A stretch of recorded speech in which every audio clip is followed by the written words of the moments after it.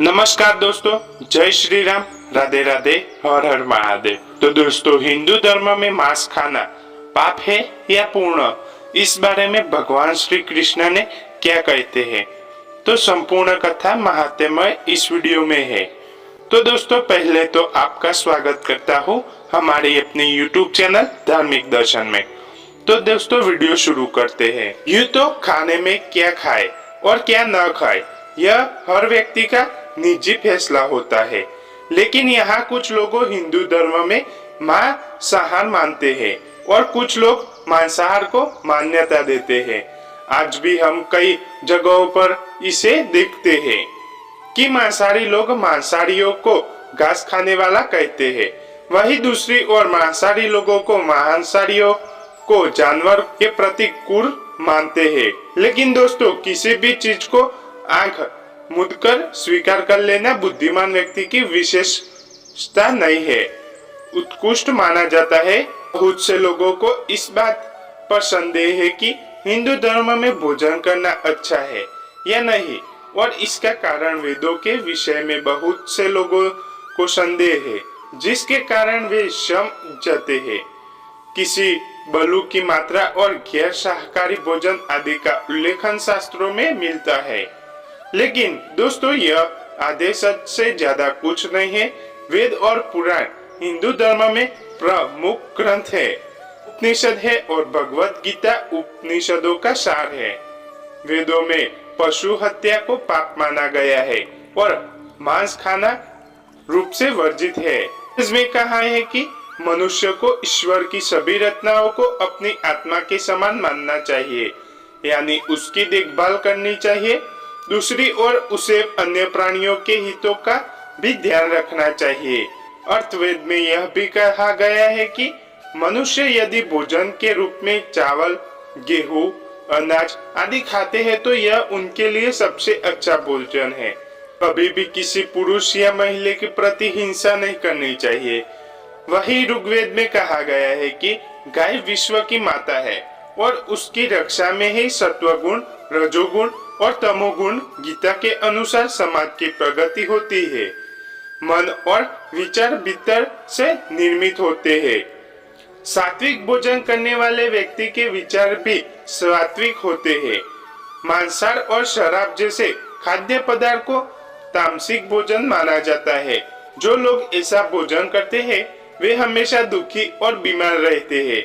बहुत सारा तेल, मसाला, तब यह राजस भोजन बन जाता है। राजस दुखी और बीमारी का कारण बनता है, ऐसा गरुड़ पुराण में दिखाया गया है। और भगवान श्री कृष्ण ने संबंधित एक कहानी है, जिसे हे बांसुरी बजा रहे थे, एक हिरण आकर उनके पीछे छिप गया। जब वह बहुत डर गया तो श्री कृष्ण ने उसके सिर पर हाथ फेरते हुए हिरण से पूछा, क्या बात है, तुम इतने भयभीत क्यों हो? एक शिकारी वहां से आया और बोला कि यह मेरा शिकार है, कृपया इसे मुझे वापस दे दो। ऐसा कहा जाता है कि हरण प्राणी पर सबसे पहले अपना अधिकार होता है, किसी और का नहीं, और यह सुनकर शिकारी को गुस्सा आ जाता है। उन्होंने गुस्से से कहा, यह मेरा शिकार है, मैं इसे पाकर खाऊंगा, तुम मुझे ज्ञान नहीं दोगे। भगवान श्री कृष्ण फिर कहते हैं, किसी भी जीवित वस्तु को मारकर खाना पाप है। क्या तुम पाप के भागी बनना चाहते हो? मांस खाना पाप है, पुण्य या पाप आप नहीं जानते। शिकारी कहता है, मैं तुम्हारे जितना बुद्धिमान नहीं हूँ, कैसे पता चलेगा कि मांसाहार पाप है या पुण्य? मैं केवल इतना जानता हूँ कि अगर मैं शिकारी नहीं करूँगा तो मुझे भोजन नहीं मिलेगा। आप मुझे पुण्य करने के लिए क्यों कर रहे हैं, जबकि मैंने सुना है कि शास्त्रों में जीव हत्या करना भी उचित है, शिकारी भी राजा करता था। यह केवल मेरे जैसे गरीबों के लिए है। मांस पुण्य है, पाप शिकारी के मुख से। ऐसी बातें सुनकर भगवान कृष्ण समझ गए कि मांस खाने के कारण उनकी बुद्धि तामस हो गई है। वे सोचने और समझने की शक्ति खो चुके हैं। भगवान श्री कृष्ण ने कहा कि तुम मुझे एक कथा सुनाओ, इसे सुनकर बताओ कि मांस खाना पुण्य है या पाप। इस हरण का मांस भी मिलेगा। श्री कृष्ण ने अपनी कहानी शुरू करी। मगध में सूखे के दौरान अनाज का उत्पादन कम हो गया। चिंता होने लगी कि अगर इस समस्या का जल्द समाधान नहीं किया जाएगा तो राज्य में भंडारित अनाज भी खत्म हो जाएगा और उसके बाद राज्य में संकट और भी गहरा हो जाएगा। पूछा कि राज्य की इस खाद्य समस्या को दूर करने के लिए सबसे सस्ता उपाय क्या है। यह सुनकर सभी मंत्री सोचने लगे कि गेहूं, चावल और अनाज उगाने के लिए अधिक मेहनत करनी पड़ती है, इसलिए कुछ भी सस्ता नहीं होगा। एक मंत्री जो शिकार का शौकीन था खड़ा हुआ और उसने राजा से कहा कि मेरी राय में सबसे सस्ता भोजन है। के बाद कि इसके लिए मांस और पैसा खर्च नहीं करना पड़ेगा, भोजन मिलेगा। सभी मंत्रियों ने इस बात का समर्थन किया, लेकिन मगध के प्रधानमंत्री फिर भी चुप रहे। यह देखकर राजा ने प्रधानमंत्री से पूछा, आप चुप क्यों हो? आप विचार क्यों नहीं रखते और बताइए कि आपकी क्या राय है। पीएम ने कहा कि मैं नहीं मानता कि मांस सबसे सस्ता भोजन है। मैं कल सुबह इस क्षेत्र पर अपने विचार रखूंगा। पीएम उस मंत्री के घर जाते हैं जिनके पास ये विचार है। उस रात मांस खाना जिस मंत्री के ने मांस के लिए प्रस्ताव रखा था वह मंत्री को देखकर डर जाता है। उसे वह कोई दुष्कर्म करते हुए पकड़ा गया है। लेकिन प्रधानमंत्री कहता है कि शाम को महाराजा बीमार पड़ गए तो उनकी हालत बहुत खराब है। राजा को बचाया जा सकता है क्योंकि आप महाराजा के बहुत करीब हैं। आप जो चाहे मूल्य ले सकते हैं। यदि आप कहते हो तो मैं आपको इस एक काम के लिए 1,00,000 स्वर्ग मुद्राएं दे सकता हूँ और पर एक बड़ा महल भी बनाया जाएगा। बस आपका उत्तम हाँ। इस समय तुम्हारा हृदय फाड़ लूंगा और 2 तोले मांस निकाल दूंगा। यह सुनकर मंत्री के चेहरे का रंग उड़ गया।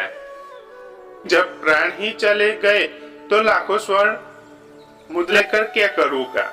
1,00,000 का सोने का सिक्का निकलता है और वह प्रधानमंत्री को सिक्का देते हुए बोलता है, सर मैं आपकी 1,00,000 स्वर्ग मुद्राएं मैं अपनी 1,00,000 स्वर्ग मुद्रा दे रहा हूँ। इन पैसों से आप किसी और का दिल खरीद सकते हैं, लेकिन मुझे जाने दीजिए। आप शरीर से स्वस्थ हैं और आपका कद भी महाराजा के बराबर है।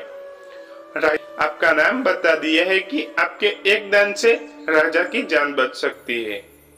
यदि आप विश्वास करें तो मैं आपको प्रधानमंत्री का पद भी देने का तैयार हूँ और जीवन भर आपका कर्मचारी रहूंगा। यह सुनकर मंत्री ने कहा, ऐसा और मैं क्या करूंगा। आप चाहे तो सब ले लीजिए, लेकिन मुझे ये कहकर छोड़ दीजिए। वो जाकर अपने घोड़े पर बैठ जाते हैं। जब वो जाने की कोशिश करते हैं तो पीएम उनकी लगाम पकड़ लेते हैं कि भागने की कोई जरूरत नहीं है, आप आराम से रहो। आपके महल में मैं किसी अन्य स्थान पर जाने का प्रयास करूंगा। यह कहकर प्रधानमंत्री वहां से चले गए। इसके बाद प्रधानमंत्री मुद्रा लेकर सभी मंत्रियों के घर पहुंचे। प्रधानमंत्री को अपनी सुरक्षा के लिए 1,00,000 से 5,00,000 तक सोने के सिक्के। इस प्रकार प्रधानमंत्री को एक रात में 1 करोड़ मिले।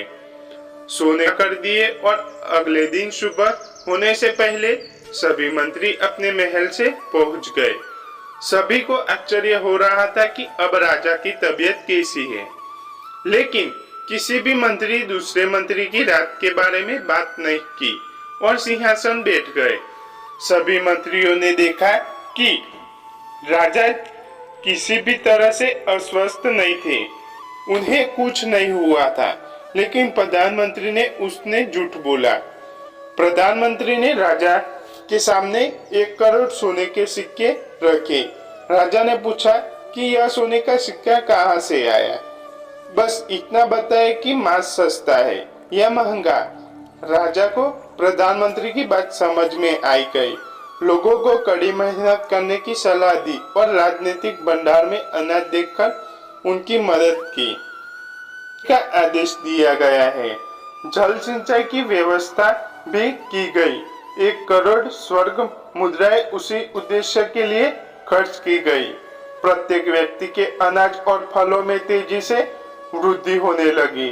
राज्य में भंडार पहले की तरह बढ़ गए और राज्य का भोजन संकेत हो गया। से यह ज्ञान प्राप्त करके शिकारी का कल्याण हो जाता है और उसे ज्ञान की प्राप्ति होती है। वह समझ गया कि जीवन लेने से महानता नहीं मिलती, जीवन नुकसान न पहुंचाए। दोस्तों, यही जीवन का मूल्य है। भगवान श्री कृष्ण इस कहानी के माध्यम से हमें समझाते हैं कि सभी प्राणियों को अपनी जान प्यारी है, जैसे हम अपनी जान प्यारी है। दोस्तों, इसी कहानी से सुनने के लिए बाद यह आप पर निर्भर करता है कि यह कैसी है। क्या आप आहार का सेवन करना चाहते हैं? लेकिन विज्ञान ने भी यह साबित कर दिया है कि मांस खाने वालों की तुलना में शाकाहार हमारे शरीर के लिए बेहतर है। शाकाहारी आहार हमारे शरीर की रोग प्रति बढ़ाने का काम करता है और वही शाकाहार हमारे जीवन काल को बढ़ाता है। लेकिन जिस जीवन को आप खा रहे हैं उसे मारकर यह बढ़ती है, उसे अपनी जान बचाने का मौका भी नहीं मिलता। हिंसा केवल वही नहीं है जहां इंसान का खून बहा जाता है, अहिंसा वह भी है जहां इंसान के लिए दूसरे जीव की हत्या कर दी जाती है। लेकिन हम यह भूल जाते हैं कि जब वह जीवन हमारे लिए कट जाता है तो उसका अभिशाप न केवल इस जीव के बल्कि अगले जीवन में भी हमारे साथ नहीं छोड़ता है। हमारा वीडियो अच्छा लगा हो तो लाइक, सब्सक्राइब और कमेंट करना ना भूलें।